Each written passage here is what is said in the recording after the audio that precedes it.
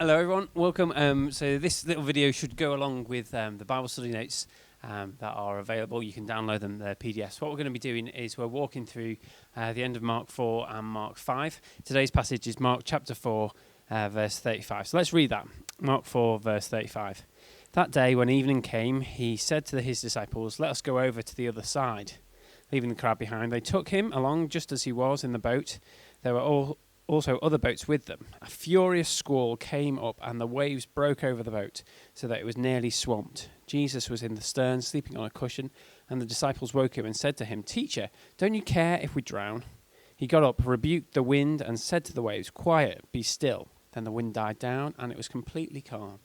He said to his disciples, "Why are you so afraid? Do you still have no faith?"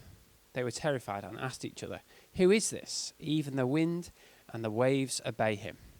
Now, so in the Bible study notes, there's a few kind of questions just to get into the text, but we're doing these videos to go alongside that. So if you've not read them, feel free to pause this and just have a little think about the text a little bit more. We're going to just think a bit about the disciples today and sort of Jesus' response. What stands out to you, David, as you kind of read that? What shocks you or surprises you? Or I think the things that stand out to me is, I suppose, the situation that they're in, like verse 37, like it's this storm. Obviously these were fishermen, so they're used to normal sort of storms, but this was obviously something like, I don't know, like it was more like a tornado, or I don't know what. And then, the situation, they obviously feared they were going to die, and then the fact that Jesus is having a kip in the boat, like. Yeah. It looks so unlikely, doesn't it? Yeah. Like, it's impossible almost that Jesus can help me in this situation. Yeah.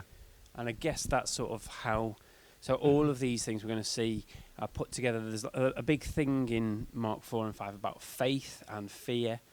And you can sort of see why the disciples would fear, because it's like it looks so unlikely.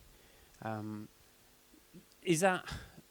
So I guess like with everything that's going on at the moment, it's easy for us to sort of respond in that way as well, isn't it? And just sort of, how do you see kind of us being like the disciples?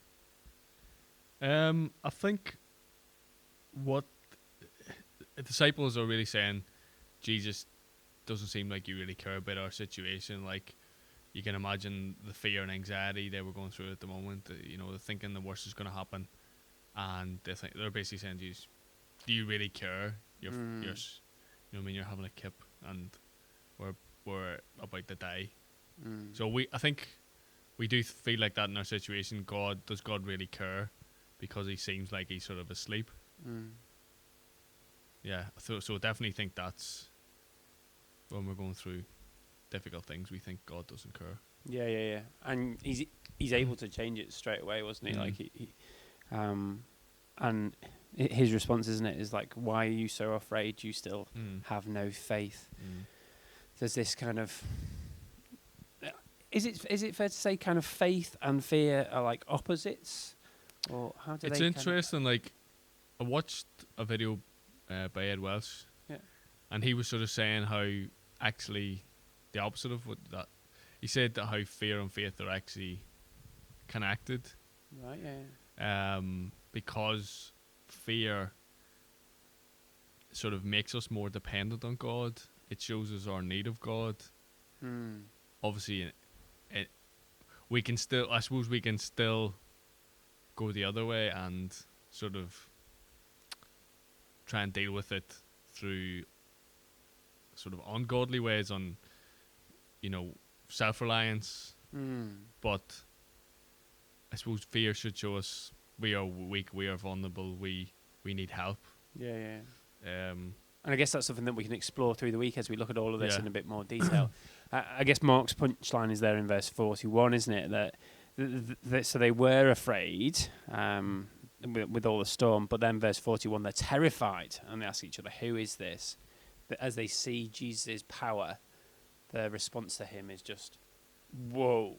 And like, not just like I want you to be my best friend, but like, you are so awesome. Yeah. And I think there's something of that we need to get from this passage, that Jesus is that awesome that he can speak, and it's done. Well, join us again tomorrow. We're going to be walking through all of Mark 5 over the next few days. Thanks for joining us. Bye-bye. Bye bye.